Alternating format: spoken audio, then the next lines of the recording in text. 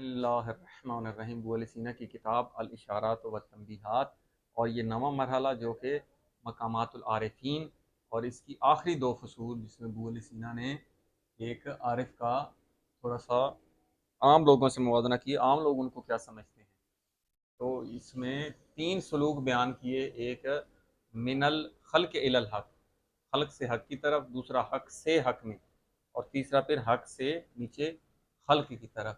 تو یہاں پر ابو علی سینا کہہ رہا ہے ول عارف و ربما زہلا فیما یسار بہی علیہ غفل عن کل شیء، کہ عارف جو کبھی کبھی کیا ہوتا ہے، اس کا معنی ہوتا ہے زہلا، مست ہونا، حواس باختہ ہونا، یعنی مست ہوتا ہے، مدہوش ہوتا ہے، یا یہ جو وقت اوقات میں اتنی توجہ ہوتی ہے کہ اس خارجی عالم کی طرف رغبت نہ ہونے کی وجہ سے بالکل اس عالم سے کٹ جاتا ہے وہ۔ اسی لیے کہہ رہے ہیں کہ وہ اس عالم سے بے خبر ہوتا ہے۔ العارف ربما زہلا، یہ مدہوش اور مست ہوتا ہے کس چیز میں؟ فیما یسارو بہی، کہ وہ اس چیز کے ذریعے سے وہ کیا ہو جاتا ہے الی الحق، حق کی طرف اس کا رخ ہو جاتا ہے۔ پھر کیا ہوتا ہے؟ غفل عن کل شیء، جب یہ اس کے وقت کا ٹائم، اس کے مستی کا، مست ہونے کا، کہ وہ غفل عن کل شیء، ہر چیز سے وہ غافل ہو جاتا ہے۔ فہو، اس وقت اس کی حالت کیا ہوتی ہے؟ فہو فی حکم، وہ اس کا کس حکم میں ہوتا ہے، کہ آیا اسے ہوش والا سمجھا جائے یا مدوشی میں؟ کیونکہ شریعت کے جو احکام لاگو ہوتے ہیں وہ ایک عاقل بالغ اور ہوش والے شخص پر ہوتے ہیں، تو مدہوشی والے پر تو احکام ہی نہیں جاری ہوتے۔ تو یہاں ادھر بات جا رہی ہے فہو فی حکم، وہ کس حکم میں ہوتا ہے؟ کہ من لا یکلف، جس کو تکلیف نہیں دی گئی، جیسے دیوانہ ہے جو مست ہوتا ہے ان کو، یا بے ہوش ہو جاتا ہے، ان کو شرعی تکلیف سے چھٹکارا مل جاتا ہے، تو اب وہ شرعی تکلیف ان پہ، اس کا حکم جاری نہیں ہوتا، اس حکم میں ہوتے ہیں۔ وہ کہتے ہیں یہ کیسے کہ وہ مکلف نہیں ہے؟ کیونکہ بد تکلیف و لے من، یہ جو تکلیف ہوتی ہے یہ اس شخص کے لیے ہوتے ہے، یا قل التکلیفہ، جو اس تکلیف کو سمجھے، ہوش میں ہو، اس تکلیف کو جانتا ہو، کیا کیسے لین دین کرنا ہے، کیسے معاملات کرنے ہیں، نماز پڑھنی ہے، روزہ رکھنا ہے، تو وہ تکلیف کا تعقل کرے، اس کا علم رکھتا ہو، اس کی سوجھ بوجھ یا ہوش میں ہو تو جانے۔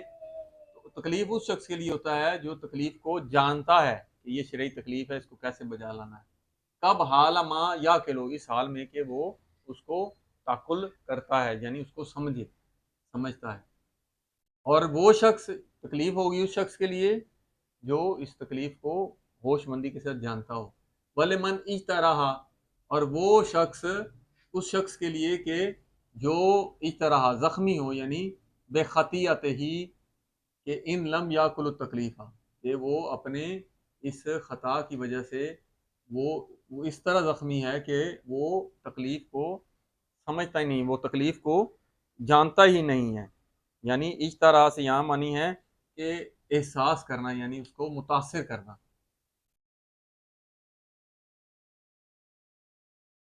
تو ایک سادی سی بات کی ہے کہ اس وقت وہ حالت، یہ تو نہیں کہہ سکتے کہ عقل زائل ہو جاتا ہے، عقل زائل ہو تو عقل کی توجہ اللہ تعالیٰ کی طرف کیسے ہو؟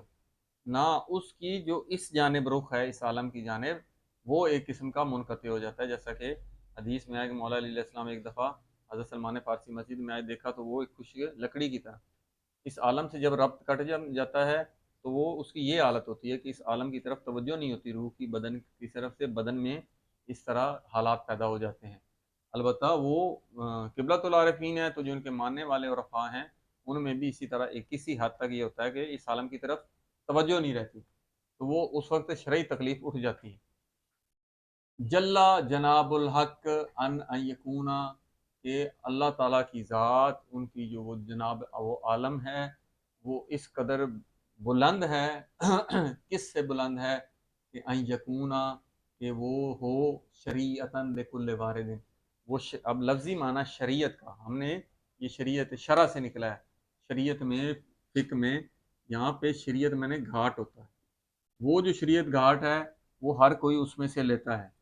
یہاں پر کہہ رہے ہیں کہ اللہ تعالیٰ کی ذات اس قدر بلند ہے کہ ہر اس گھاٹ پر آنے والے کے لیے وہ وارد کے لیے گھاٹ قرار پائے، جو آئے اس کے لیے گھاٹ قرار پائے، یعنی اس گھاٹ سے وہ اپنا جو وہ لینا چاہتا ہے وہ اس گھاٹ سے لے لے، تجلیات لے لے، دوسری جو اس عالم سے لے لے، اس عالم سے لے لے، تو وہ ہر عالم کے ہر بندے کے لیے، ہر اس عرفان کی وادی میں داخل ہونے کے لیے اس کی ذات گھاٹ قرار نہیں پاتی کہ اس سے آئیں اور آپ لے لیں۔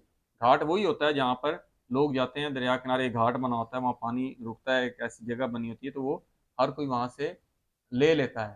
تو اللہ تعالیٰ کی ذات اس سے بلند ہے کہ وہ ہر آنے والے کے لیے اس وادی میں داخل ہونے کے لیے ایک گھاٹ قرار پائے، بلکہ بہت بلند مقام جس کا ہوگا وہ اس سے اپنا وصول کرتا ہے۔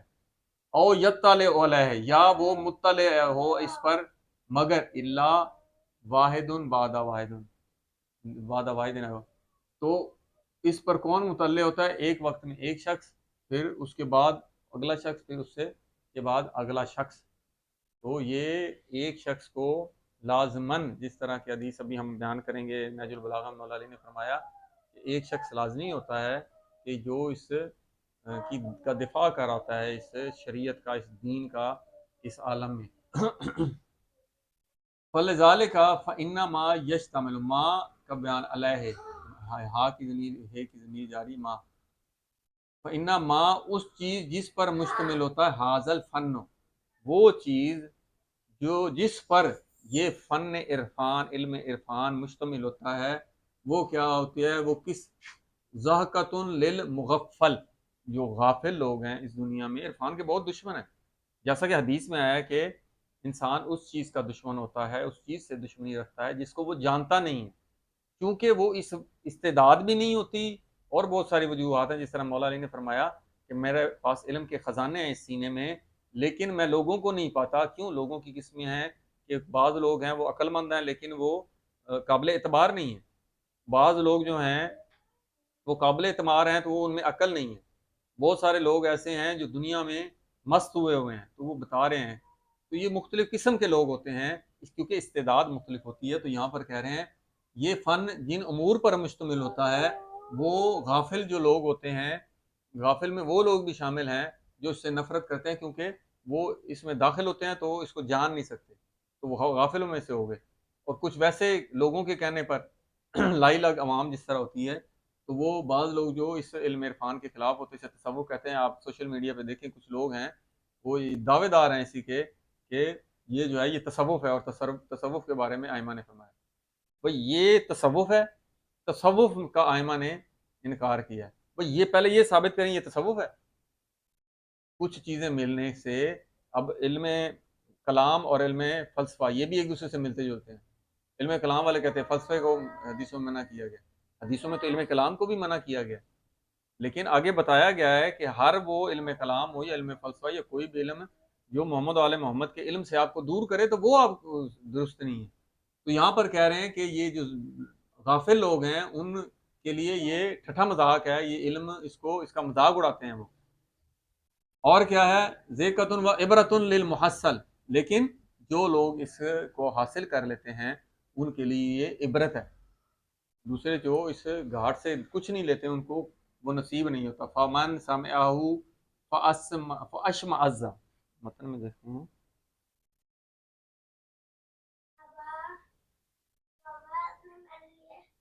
ہاں اشمازہ، تو اس کا معنی ہوتا ہے نفرت کرنا۔ فمن سامعہ، جو ان علم عرفانی کے امور کو سنتا ہے، فاشمازہ، یعنی وہ اس سے نفرت کرتا ہے۔ کیوں؟ کیونکہ وہ اس سے غافل ہیں، جو اس سے غافل ہیں پھر اس کے لیے قرآن و حدیث میں سے ایسی باتیں نکالتے ہیں کہ جو ان سے ملتے جلتے امور کے لیے، کیونکہ جو حق ہے، حق اس طرح نہیں ہے، شبہ کو شبہ اس لیے کہا جا سکتا ہے وہ حق سے شبہات رکھتا ہے۔ اور بہت ساری حدیث ہیں کہ جب جوابات بہت زیادہ ہو جاتے ہیں تو اصل جو جواب ہے وہ گم ہو جاتا ہے، تو بہت سارے متشابہ چیزیں لا کر وہ اس کی کا انکار کرنے کی کوشش کرتے ہیں، جبکہ حقائق اس طرح ان کا انکار نہیں کیا جا سکتا۔ آگے کیا ہے؟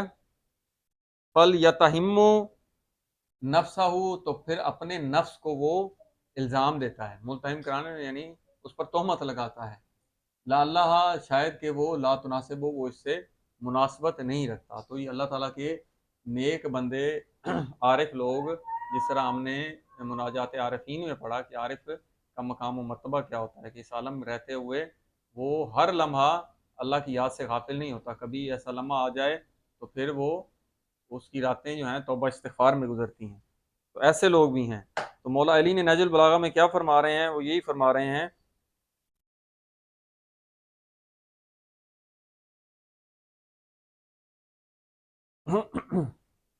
जनाब नहजुल बलागा खुतबा ये कलिमात ख़िसार में 147वां है।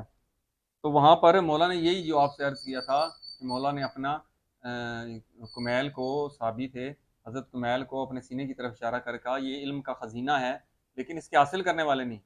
फिर आगे फरमाया कई दफ़ा ऐसे होता है कि आलिम चला जाता है लेकिन वो लोग ऐसे नहीं पाता जिनको इल्म दे, तो वो इल्म उनके साथ ही चला जाता है। हाँ, मगर ज़मीन ऐसे फ़र्द से खाली नहीं रहती कि जो खुदा की हुज्जत को बरकरार रखता है, चाहे वो ज़ाहिर व मशहूर हो और चाहे वो खाइफ व पिन्हा हो सकता है कि वो मशहूर हो सकता है मशहूर ना हो, सादा बंदा हो, लोग उसको ना समझते हो, लेकिन वो ख़ास बंदा होता है, ताकि अल्लाह की दलीलें और निशानियाँ मिटने ना पाएँ। और वो हैं ही कितने और कहाँ पर हैं। अल्लाह कह रहा है बड़े चंद लोग होते हैं ही कितने और कहाँ पर हैं। खुदा की कसम वो तो गिनती में बहुत थोड़े होते हैं और अल्लाह के नज़दीक कदर व मंजिलत के लिहाज से बहुत बुलंद होते हैं। खुदावंद आलम इन्हीं लोगों के ज़रिए से अपनी हुज्जतों और अपनी निशानियों आयात का दिफा करता है और हिफाजत करता है इन लोगों के ज़रिए, क्योंकि इस आलम में जो अमूर होते हैं डायरेक्ट अल्लाह ताला उनसे, वो ये अमूर में मसला है छोटे होते हैं तो वास्तों के साथ, यहाँ तक कि वो इनको अपने जैसे लोगों के सुपुर्द कर दें, यानी मरते नहीं है उस वक्त तक जब तक कि वो ये जो उमूर होते हैं, जो इरफानी इलाही जो खवास चीज़ें हैं, अल्लाह की दलीलें और निशानी, ये अगली नस्ल में मुंतकिल ना कर दे, ख़ास लोगों में, और अपने जैसों के दिलों में इन्हें बो दें। उस वक्त तक ये इस आलम से नहीं जाते। इल्म ने उन्हें एकदम हकीकत व बसीरत से के इंकशाफात तक पहुँचा दिया, उनके लिए हकायक मुनकशिफ हो गए हैं, वो यकीन व एतमाद की रूह में घुल मिल गए हैं, और उन चीज़ों को जिन्हें आराम पसंद लोगों ने दुश्वार करार दे रखा है, जो सहल पसंद होते हैं, आसानी और नेमात में ज़िंदगी गुजारते हैं, उन्हें कहना आपसे घर छीन लेंगे, गाड़ी छीन लेंगे, वो दुश्वार। लेकिन ये लोग हैं कि अपने लिए इन्होंने उन उमूर को सहल व आसान बना दिया। जो नेमत वाले लोग हैं जिसको दुश्वार समझते हैं, ये तो ज़मीन पे सोते हैं, और जिन चीज़ों से जाहिल भड़क उठते हैं, जो उनकी ख्वाहिशात से कोई चीज़ छीन ले जाए भड़क उठते हैं, लेकिन ये लोग उनसे जी लगाए बैठे हैं। जैसे आपसे अर्ज़ किया कि बाज़ आरिफ जो होते हैं वो सख्ती को पसंद करते हैं, तो वो उससे जी लगाए बैठे हैं। वो ऐसे जिस्मों के साथ दुनिया में रहते हैं कि जिनकी रूहें मला आला से वाबस्ता है, बदन इधर, लेकिन उनकी रूह का ताल्लुक मलाउल आला, वही रूह आलम कुद्स जनाबुल हक, ये जो हमने बयान किया है, जो भी नाम इस्तेमाल करें तो मौला अली ने मलाउल आला, आला जो एक आलम है, यही लोग तो ज़मीन में अल्लाह के नाइब और उसके दीन की तरफ दावत देने वाले हैं। फिर आगे मौला कहते हैं हाय उनकी दीद के लिए मेरे शौक़ की फरावानी, उनसे मिलने का मुझे किस कदर शदीद शौक़ है। फरावानी ज़्यादती को कहते हैं, मेरा शौक़ किस कदर ज़्यादा है कि मैं उनका दीदार करूँ। फिर हज़रत ने कुमैल से फरमाया ए कुमैल, मुझे जो कुछ कहना था कह चुका, अब जिस वक्त चाहो वापस जाओ। तो ये उर्फ़ा है, आम लोग उनका मजाक उड़ाते हैं, बल्कि इल्म इरफान के कुछ लोग मुखालिफ भी हैं। सोशल मीडिया पे आप देख लें, तसव्वुफ़ से मिलाकर इसको बातिल करार देना चाहते हैं, जबकि ये मौका मिला तो हम अर्ज़ करेंगे जो बहुत ज़्यादा अहादीस हैं आरिफ और उर्फ़ा के बारे में, इंशाअल्लाह वो बयान करेंगे। वल्हम्दुलिल्लाह रब्बिल आलमीन।